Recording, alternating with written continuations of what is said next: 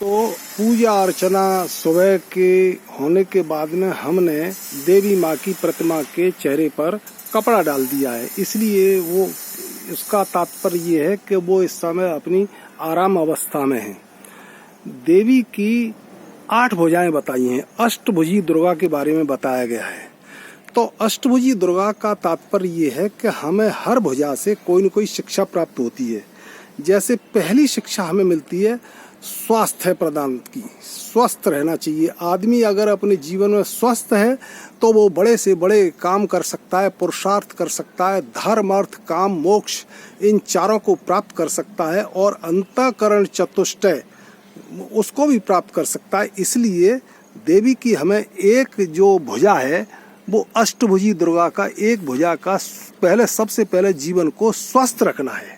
उसमें किसी प्रकार की लापरवाही नहीं करनी है, क्योंकि अस्वस्थ व्यक्ति न तो खुद अपने जीवन का भोग हो सकता है और अलावा इसके दूसरों को भी परेशान कर सकता है। इसलिए हमें केन प्रकार अपने जीवन को, अपने शरीर को स्वस्थ रखना है, तभी हम कुछ कर पाएंगे।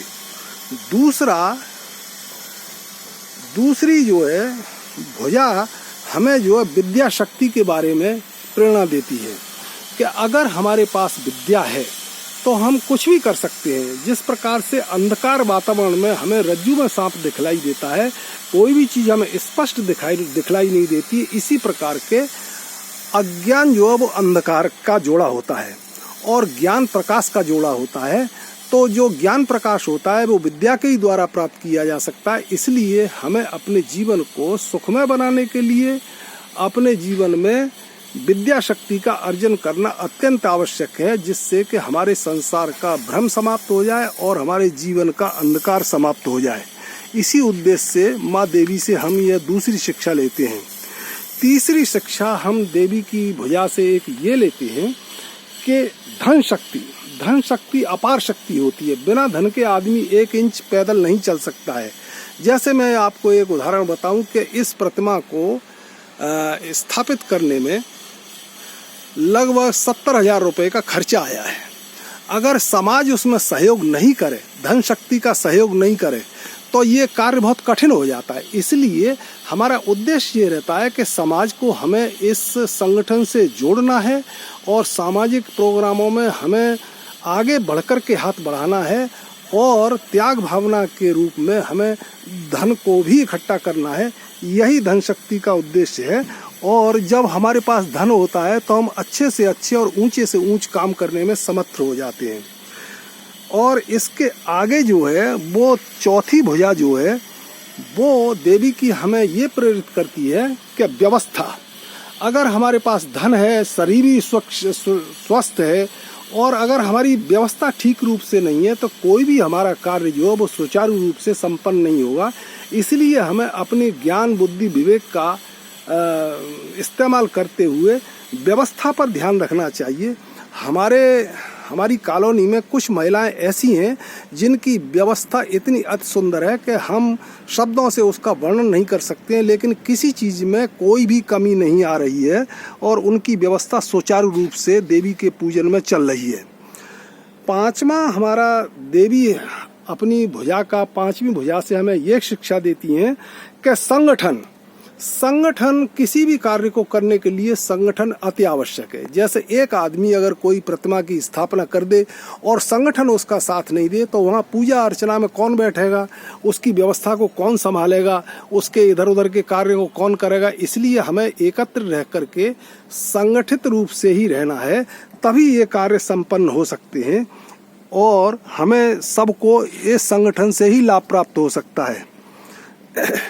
अच्छा, फिर उसके बाद एक भुजा हमें जो है 6वीं भुजा हमें ये शिक्षा देती है कि ये जो हम कार्य करते हैं इससे यश की भी प्राप्ति होती है और हर व्यक्ति अपने जीवन में यश को प्राप्त करना चाहता है, लेकिन यश को प्राप्त करने के लिए उसके साथ त्याग करना भी बहुत आवश्यक है। त्यागी पुरुष ही यश प्राप्त करता है, और घर बैठे कोई आपके ऊपर माला चढ़ाए ऐसा असंभव है। जब आप इस देवी के बिठाने में तन मन धन शरीर को पसीना पसीना करेंगे तभी फिर आपको किसी से यश मांगने की जरूरत नहीं पड़ेगी। यश तो आपके चरणों की धूली के बराबर हो जाएगा।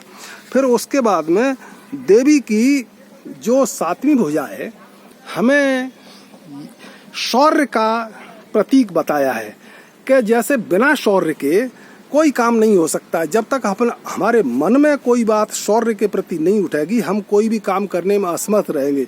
जैसे कोई काम करते हैं, अगर उस काम के करने से पहले हम डर जाएं कि लाइट कैसे लगेगी, ये पंडाल कैसे लगेगा, ये कैसे होगा, वो कैसे होगा, पूजा कैसे होगी, पंडित कैसे आएगा, इन समस्याओं का समाधान जैसे जैसे हमें आवश्यकता पड़ती जाए, हमें अपने शौर्य का प्रदर्शन करते हुए इनकी व्यवस्था करती रहनी चाहिए, और साथ ही साथ देवी की अनन्य भक्ति भी करती रहनी चाहिए।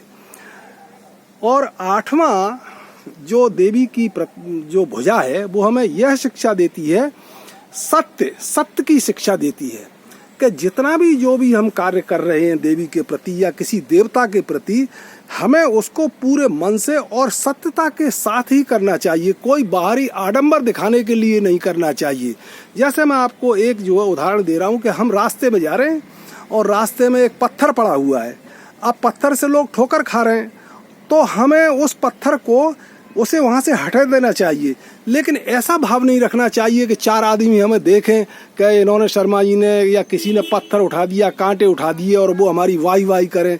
वाई दिखाने के लिए नहीं होता है। जब आप ऐसे 10-5 काम समाज के लिए करोगे तो वाई तो अपने आप मिलेगी, इसमें कोई संशय वाली बात ही नहीं है। दोस्तों, इसके आगे का वीडियो मैं आपको आगे बताने जा रहा हूँ।